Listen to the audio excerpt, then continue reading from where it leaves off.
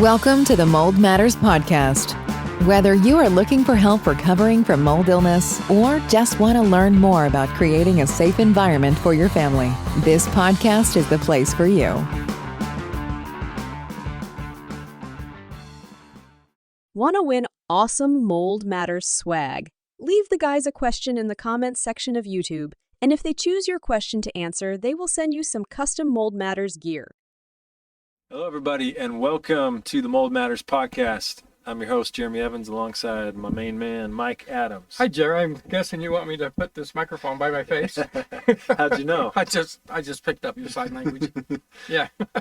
Yeah. You need those mics, Yeah. Mike. Yeah. How are you? I'm good. Yeah? Yeah, very good. Yeah. Yeah? How's your mold? I'm okay. I'm all right. I'm good. How's your mold? My personal mold or my I don't know. mold in my client's homes? I don't know. Yeah. You're anyways.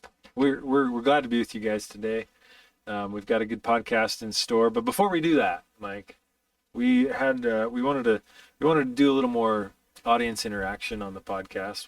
We'll see how it goes, but we did have a comment on one of our more recent episodes from a guy named Just LOL. It's probably not his real name, but he's got a question for you. I want to hear your answer. Is that, you don't think it's short for J-Lo? No. Okay. Well, So no. she probably doesn't. Yeah, No, it could be though. She's probably not a listener. But she has to hide her name in a way that we I don't even know who J-Lo is. I just know that name. But, Just LOL. Okay. J-Lo. J-Lo wants to know, is mold colonization possible in the gut? mhm. Let me keep going. I've been trying to detox in a relatively safe house, but I'm getting worse. Some doctors online say gut colonization is possible. What are your thoughts on that, Dr. Adams? Yeah. Yeah, let me preface this by I am not a doctor.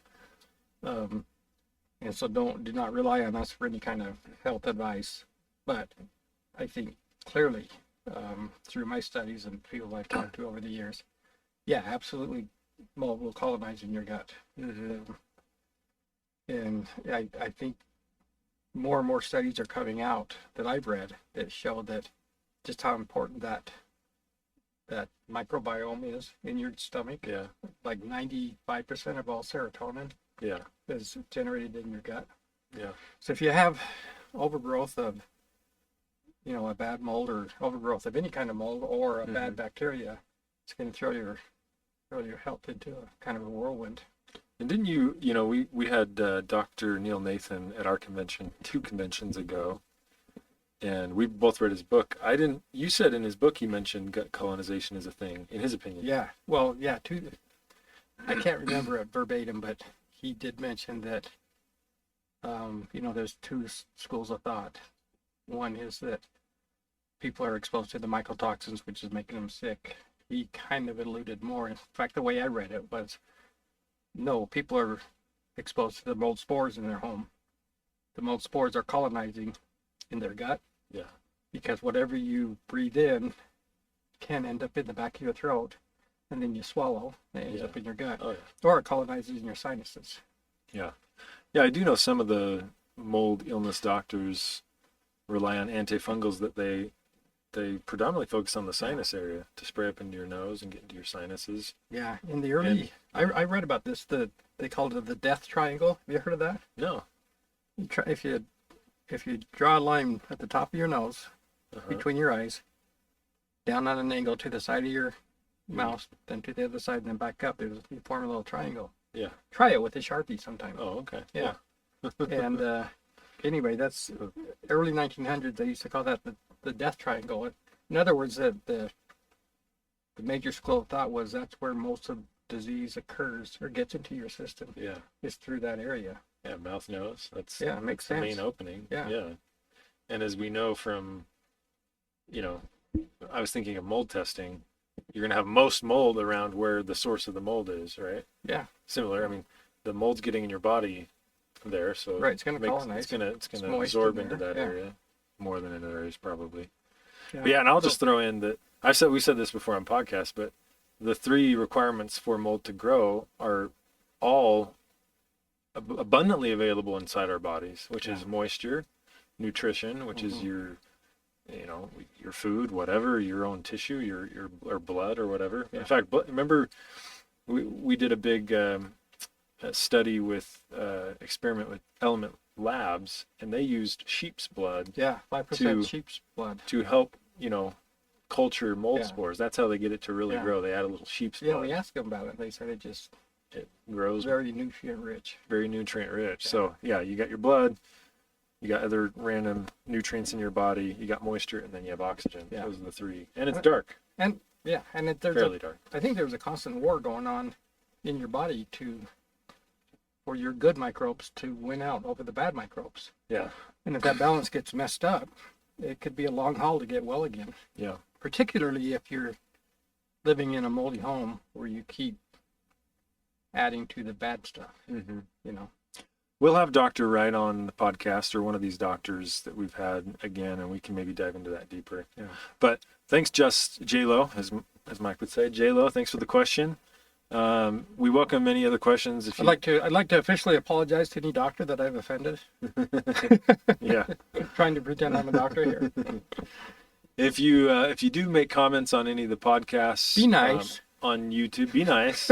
But any questions, you feel free to comment on those, and we'll try and address them in the podcast, or we can just reply to them. Either way.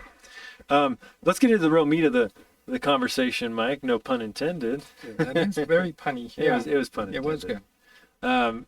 And our producer actually asked me before the podcast, what's the name of this podcast? And I said, Moldy Sandwiches. Yes. Yes. And I just thought, everyone's eaten a moldy sandwich before. You get into it and you're like, this bread's moldy.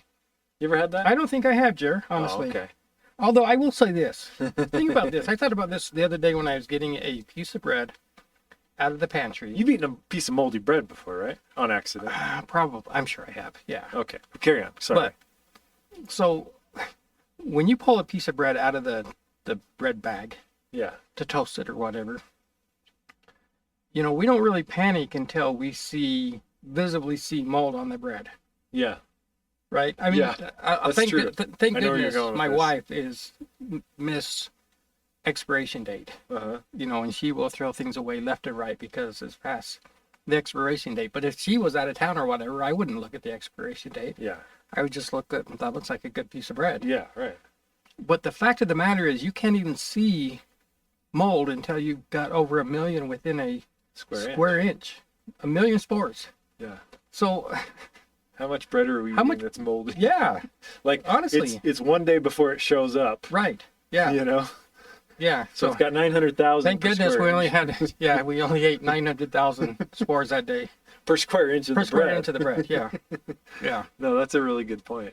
Yeah. And all joking aside, I wasn't really talking about real No. eating sandwiches, Mike. Why don't you introduce this so concept of sandwiches? Yeah, what we are talking about over the years we've discovered, and maybe it's just some people, it's just common sense, but the real problem areas in a home relative to mold and moisture are whenever you have 2 or more substrates sandwiched together, back to back. Oh, hence I see what you're saying. hence the word hence the name sandwich, moldy sandwich. So an example would be we've treated homes where for some crazy reason they decided to put sheetrock up against sheetrock, Yeah. whether it be soundproofing or whatever. Yeah. That is very problematic Yeah. because if you do have a flood, that moisture is going to wick up between the Two pieces. between the meat and the cheese, and it cannot air out. Yeah. It's going to take forever. So we started listing some examples of sandwiches in the house. Yeah, there's many places where you have potential dangerous moldy sandwiches. So yeah, the 2 pieces of sheetrock. Yeah. Paneling. Paneling is horrendous. Paneling from the when did that start? Was that 70s? Oh yeah. Okay, so 70s, Hey, when 60s, I was 70s when I was a kid, my mom and dad redid my bedroom for me, Mm-hmm. and I remember they hired a guy to install paneling. Mm-hmm. Anyway, long story short, he did not do a great job, Mm-hmm. and the paneling kind of shrunk when it got cold. Yeah. He installed it during the heat of the summer. When it got cold, it shrunk a little bit. Yeah. So I had these white stripes between every piece of 4x8 paneling Oh. because you could see the wall then. Was it at least kind of looked like he intentionally did it? No, not at all. It looked really bad. Yeah. Okay. Well, when you have those big sheets of paneling, Yeah. and then like you're saying, it's stuck. They just stick it. They just They glue it. Yeah, They- he glued it. Yeah. and it's still they glue it to the sheetrock, Yeah. and that glue is a food source too, but Right. for the mold And a But- toxin. and a toxin. Yeah. So when you get that water, especially that paneling, because it's usually not a breathable material, right? Right. It's Oh like- yeah. it just suffocates the heck out of it. suffocates it. Also wallpaper. for And that wallpaper. matter. Yeah, we did Good point. a hotel years ago, in Ogden, Utah, where they were going to renovate a few rooms in this. This was like an 11-story tower that had, I think it was like 40 rooms on each floor. And they started tearing down some of the wallpaper, and they realized, oh my word, it's completely black behind all the wallpaper. Mm-hmm. So at the time, I think I still believe this was the case, but it was the kind of wallpaper that you cut off the section, soak it in water, and then pull it up, Yeah. and it sticks. Yeah. I think their water was just full of mold, and then it just grew behind there. Yeah. That was my guess anyway. Yeah. So that wallpaper almost serves as a little sandwich between the wall Yeah. and That would be more like lettuce. that's like an On open the bun. face sandwich almost. Yeah, there you go. Yeah, it's an open face sandwich just with lettuce on it, or Just a wrap. lettuce. Yeah, a wrap. A wrap. Yeah, lettuce wrap. Yeah. So then there's baseboards. That's a big one Baseboards. we see. Like Yeah. if you have a leak, because whenever you have a leak or a flood, gravity's taking the water down to the ground level, Right. and then those baseboards get It wet, just starts wicking. and then it wicks into the wall, and then right between the baseboard and the sheetrock, I've seen it many times where there's no sign of mold until you take off the baseboard. Yeah. And then you're it's like, black. oh, Yeah. similar kind of with, Right. you talked about the double sheetrock thing that people have Yeah. done. It's like the back looks good, the front looks good. Yeah. Then you pull the pieces apart and you're like, Oh my word. Yeah. wow, that's a very moldy sandwich. Yeah.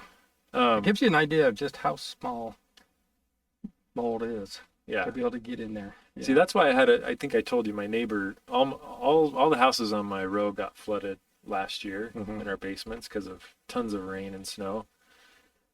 And my neighbors came over and showed me their new remodeling job, and they're like, they had gotten water about an inch high all the way across the basement. Yeah. And they were showing me how the company, disaster relief company, had come in and done everything. They brand new, and I was like, oh, it's amazing.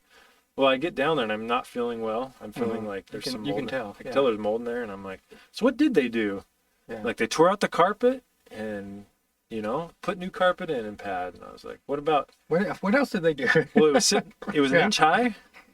For how Right. long? Yeah. And they're like, well, they said because the water didn't get above the baseboards to the sheetrock. Oh yeah, that baseboard is waterproof. Yeah. Yes. Perfect. So it Yeah. wouldn't be behind the walls because the God, baseboards. thank goodness they used that new baseboard. I know. That yeah, new waterproof baseboard. sealed real tight. I know. It's a- So It's a polyurethane baseboard. It's great. Yeah. Good stuff. I still haven't had. I don't. You don't have the heart to tell I them. haven't do hard you? to tell them, but I'm confident that at least that's probably part of it. Behind that baseboard, I Yeah. bet if you peeled those off, you'd see some mold. So baseboards, and then we've talked about where the stud and where the stud butts into the sheetrock, right? Right, There's yeah. I guess it's technically 1 3/4 inch, right? Those aren't technically 2x4s. 1 Right. 3/4 inch Mhm. stud meets the sheetrock. Right. It's not breathing very well there, Yeah, and then the can't get base there. plate too, Yeah. where it touches the sheetrock. It really comes down to anywhere where you have a surface that air can't freely pass over, Yeah, you got a problem. If there's water. yeah. Yeah. Anywhere that's we were talking about this before, where it's kind of tight and contained, right? Yeah. Like every wall cavity is this. Yeah, and we made it much worse by deciding that we should wrap their houses Yeah. with this, plastic wrap Yeah. to keep it hotter in the winter and cooler in the summer. It Yeah. just created an environment where no air can pass through that wall cavity. I'll give you another example. When I was, you'll remember this, but I was at a house, and I definitely started feeling really weird in this room upstairs. And lo and behold, I looked up to the ceiling and saw just a little hint of water damage. Yeah. Go up into the attic. Yeah. There's, of course, 1.5 feet of insulation. Mm-hmm. and I kind of lined up to where that spot was, and I go over there. And it looked like, yeah, maybe some water had leaked from the roof. I start peeling away all this insulation, and then when I get to the sheetrock, which was the ceiling, Right. lo and behold, black. I start seeing black. Yeah. I peel away more and more and more. Before I know it, there's about a 4-foot diameter circle of black. And, I thought about it because it wasn't a ton of water, it looked like, but I think it was this concept of It can't breathe. it was 1.5 foot of insulation on there, just suffocating it. Yeah. And the other thing about sheetrock, I think we mentioned this before on podcasts, but the crazy thing about sheetrock is gypsum has just the right, what's the word for it? Properties, where it takes in the water, but then it releases it really slowly. Yeah. So it's not going to dry out fast because the gypsum's hanging on to it. Yeah. So that paper becomes wet for a long, long time, and it's constantly fed with the wicking process kind of working backwards back into the paper. Yeah. Yeah. It's a good sponge. Yeah. And sponges, as you know, you hate sponges. I hate We sponges. brought that up many times. So they don't dry out very easily. No. I mean, if you squeegee them and whatever, you got a fighting chance, but you can't really And then squeegee you your just wall. inserted mold into your skin by squeezing that sponge. Yeah, that's true. So another one we thought of, kitchen cabinets. I'm thinking of a basement kitchen that we did, 6 months ago. Well, anyways, they had a leak upstairs in the laundry room, came down, behind all these kitchen cabinets. Right. And sure enough, The cabinet's pinned up against the wall. and it's just real tight. And everywhere where water went that I could see, there was no mold. But behind those cabinets, Yeah. That's it can't dry out. it just can't dry out. So, Yeah, it's crazy. Same with, we talked about flooring. oh yeah, Like, talk about that. Well, whether you have tile or hardwood floor or whatever, you've got, let's take tile, for example. Okay, Todd. You're going to have tile, and then underneath the tile, if they do it right, there's going to be some kind of a cement underlayment. Yeah, those. Yeah, And then under that, you're going to have the subfloor. which is like OSB. So actually, that's more like, I just thought about this. That's more like a Big Mac. You know how the Big Mac has the bun, and then the center bun, yeah, and then the bottom bun? yeah, That tile floor is a Big Mac. big moldy Mac. Big moldy Mac, yeah. And so that's really problematic, and I know a lot of times people think, I think we're okay. I think we got it dried out. Yeah. But you got to be really careful because it's a disaster waiting to happen 3 or 4 years down Yeah, the road, because that moisture is going to stay in there for a long, long time. yeah, and this is kind of the thing we talked about before. They often use your standard moisture meter to see if it's dried out and dried out quickly enough. Right. Well, I talked to the Protimeter, probably the biggest moisture meter company in the U.S. Is that the guy's name? Protimeter? Yeah. Yeah. Pro Good guy. Tim Mr. Timeter. Yeah. And he anyways, he's like, those moisture meters go about, well, there's some really, really high tech ones I think that go deeper, but most of the ones that most of us are using in the industry go about 1/4 inch. Yeah. So when you're talking a Big Mac sandwich, Right. Yeah. It's which nice. is multiple layers, Yeah. I mean, so if you dry it out until the moisture meter reads, you're dry, it's very likely even those middle layers have to be still wet. Yeah. Now there are some tricks of the trade where you can take that moisture meter. Let's stay with the scenario where you've got tile. You could take that moisture meter clear to the other side of the room where you're quite certain there was no water over there, Yeah. and get a reading, and then walk the moisture meter back and kind of create a map of the floor of where the moisture is, because it should still show, even if the center of the Big Mac is still wet but the top feels dry, it should still show a subtle difference. Spike. Yeah. But yeah, you just have to be really careful with those. Especially initially, right? Yeah. If you really want to trace, and you should use a moisture meter to, your favorite word, map it out. Yeah. Moisture mapping. Yeah, it's another good way of saying that is to figure out where the water's been. Map it out. But it sounds really cool to say. Moisture mapping. Yeah, or So water moisture- water mapping. water Yeah, mapping. water mapping. So it's good to map it out because, you know, if you are going to have to take out some flooring to get some, you know, to air it out or Yeah. get to the mold, you may not have to take all the flooring out. Right. And kind of like you're saying, if you start on the dry end that you know didn't get water Yeah. and move inward, and you can kind of start to see a line where Yeah. where it gets wet, or thermal cameras. But Mm-hmm. you know, for an average homeowner, they could go to Home Depot and buy a moisture meter for $20-$30, Yeah. and then do that themselves instead of buying a thermal camera, which is And a great. thermal camera, you're still going to look and say, "Oh, I suspect something's going on right here," Uh-huh. and then you go out to your truck and get your $20 moisture meter Make sure. to make sure you're right. To Yeah. make sure, absolutely, yeah. That's funny. Yeah.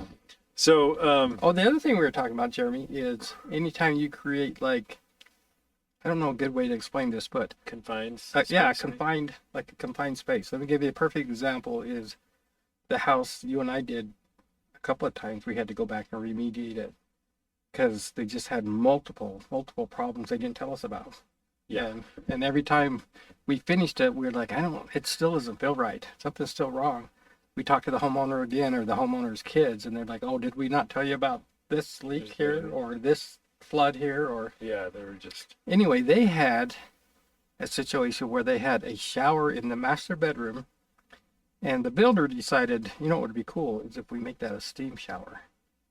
Yeah. But we'll just build it like a regular shower with sheetrock. So the only thing they did different from a regular shower is the space that's above the shower door that is usually open, so you can steam will pass in and out, and everything will dry out quickly. Yeah. They boxed that in with sheetrock. Yeah. So they essentially built a square frame above the shower door and then put sheetrock on each side and suspended that above the door so that it was all enclosed. Yeah. Well, that created just an absolute mess because you've got that interior space right next to a steam shower, and there's no way or air can get in there to dry things out. It's a terrible idea anyway, but that was 100 times worse than it needed to be because they built that box. Confined spaces, again, Yeah. kind of what you were saying earlier, where there's absolutely no airflow and nowhere for, if it does get wet, there's nowhere for the air, or, yeah, I mean, there's nowhere, Yeah. no way to It's air it just out. stagnant air. Stagnant air. We've Yeah. we've talked about that with cold storage Yeah. spaces that are common here in the West. When you don't put ventilation in there, Yeah. and then you really tar up the foundation, and it gets real steamy in there. Yeah. In fact, a real good friend of Brandon's Uh-huh. called me the other day, and he has a beautiful home up in Morgan, and he called me and said, "Hey, Mike, I gotta have you come look at this cold storage room. It's just black with mold on the walls." So I went up there, and sure enough, no ventilation at all. Uh-huh. They hadn't cut a vent in it at all. And he was kind of funny. He's like, "Should I just frame it in?" I said, Cover "No, it up? yeah." I said, "I don't think you should do that. That will take it from bad to really, really, really bad." And then you won't Yeah. see it. Right. It's bad. I said, "Now you will have no idea how bad it How is. bad it is, yeah. Plus, whatever air could get to it in the past can't." Yeah. So, yeah, we got to get him taken care of this week. Yeah. So, anyways, that's kind of a little bit of a tangent, but I think kind of back to the sandwich idea. So obviously our homes are full of sandwiches, right? Mhm, yeah. These places where mold, if water gets there, it's going to create that space, that tight space that's hard to breathe. What's your recommendation when you're facing scenarios where sandwiches are happening and it's getting wet between two pieces of substrate? Well, my number one thought is don't try to minimize things by just thinking I'll just put a fan on it and it should be okay. Yeah. Try to expose everything as quickly as you can Yeah. once you've got Definitely. moisture to get it dried out just as quick as you can. Yeah. It's gonna, I promise you, it's gonna come back to burn you Mhm. if you try to cheap out of it. Yeah. Just because we've had people all the time say, "Yeah, we had a flood, but we put a fan on it. We think it's okay." Yeah. Probably not. You Yeah. know, especially if it's the water was inside walls or For a long time. for a yeah. long time. Yeah. Well, yeah. If you did nothing, who knows how long it's going to take that to dry out if Right. there's no fresh air. Right. Could Yeah. be weeks, months. Years even. Yeah. Yeah. So say someone did neglect Hmm. and they let it go, they didn't do anything, they didn't dry it out. What does that person need to do, or what Yeah, suggestions you at least need to get a little bit aggressive. Start pulling things back or cutting into the wall or pulling carpet back, pulling floorboards off, Yeah. just to make sure you don't have issues in there. Yeah, because maybe, again, well, we see it a lot in real estate where the person buying the house has no clue what happened in Yeah. there. Right. So it's a little bit harder to figure out what, like you said with the moisture meter. Right after it happened, you can kind of figure out, Yeah. But when you're buying a house and it was years ago, it can no be, idea. it Yeah. can be hard to. Well, know. that reminds me, Tony and I just bought this house. It was 2 or 3 years old when we bought it. We moved in a couple years ago. But in the garage, the guy had kept all the paints, the various colors, Yeah. There's a can of Kills Mm-hmm. with those paints. That really scares me. Like, why did you have to have Kills in Yeah. this house? And what did they not tell us Yeah. when we bought the house? Yeah. So someday we'll figure it out, but Yeah. that's a worry. I know it is a worry. Have we talked about kills on this podcast? I don't know. Well, I think we've mentioned it. Well, that's actually a good topic. We should talk about kills. Save that for It's, Kills is a whole podcast Yeah. we need to talk about.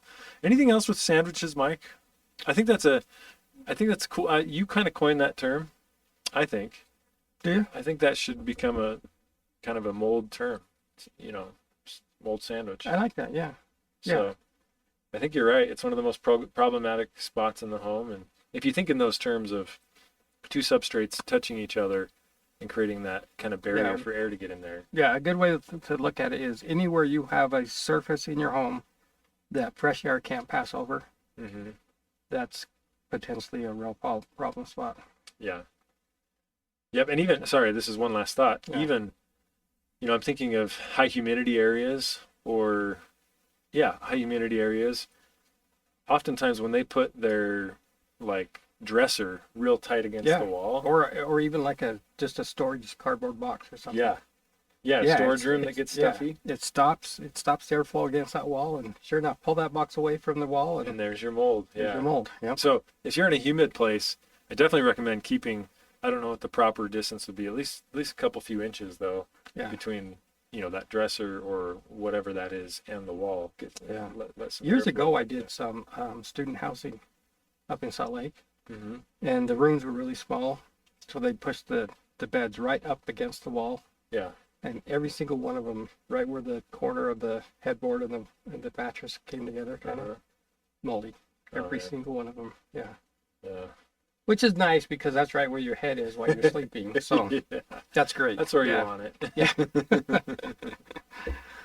Awesome. Well, Hey, Mike. sorry, but we got to give a shout out to Archie from Oh. Australia. Yeah. He's one of our most avid listeners. Yes. Yeah, we love Archie. Yeah. So. In fact, we sent him a little gift for how I think he's listened to every episode we've ever done. Yeah. So if anyone can match Archie, let us know. Maybe we could Archie send him a little gift. in Jindabyne, Australia. Yep. Yeah. Australia. And Mike, I'm trying to do, maybe we've already done a review, but I'm trying to do a quick recap of the podcast. Yeah, let's not do that this time. No? No, no, let's do that. I guess we already kind of recapped it unofficially, but Yeah. give me your official concluding thoughts. Recap. Just be aware when you do have water intrusion or even high humidity, the obvious spots that can cause problems or be very problematic. And it's whenever you have a surface in the home that air can't pass over easily. Yeah. That's probably going to be your number one place where you're going to have a problem with mold. Yeah. And so it's good to have that in mind if something happens, focus your energy on those areas. Yeah. Like, oh, okay, my carpet got soaking wet. Let's see if we can expose that to the air or the pad under there. Pull the sandwich back. Pull the sandwich back. Take the bun carpet off. back. Take the lettuce off. Take the cheese off. Get everything exposed. Yep. Yeah. So, well, awesome. Thanks, Mike, for thank your you. insights. And we'll try and come up with another one of these in the next couple weeks. Thanks for listening. Yeah. Take care, everyone. Bye. Thanks for listening to the Mold Matters podcast. Be sure to subscribe for more in-depth information on mold illness and recovery.